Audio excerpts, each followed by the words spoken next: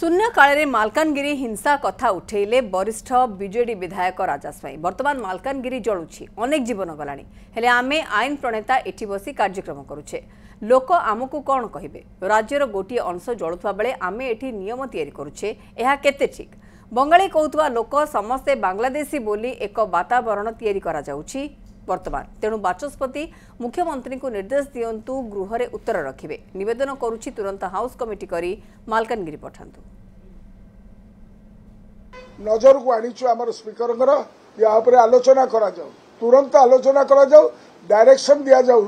मुख्यमंत्री आसी a status paper दियंतु on the position of Malkangiri. House committee नहीं, स्पीकर निजे इंटरव्यून करतु, से निजे गोटे चूज करके ऑल पार्टी कमिटी नहीं कि जातु, पीस कीपिंग फोर्स करतु। सेठी कौन ना कौन प्रकार लोकों पाखे गरीब गुरुबा चाषी मूलिया मेहनती आदिवासी हरिजन लोक एवं विभिन्न भाषाभाषी लोक अच्छा भितर जो प्रकार माने उत्तेजनामूलक अवस्था रही कौन हम किसी कही हेनी। It will be another mini Manipur in Odisha. Who will sit over the judgement? किए दब न्याय लोकों को? अत्यंत दुखदायक घटना।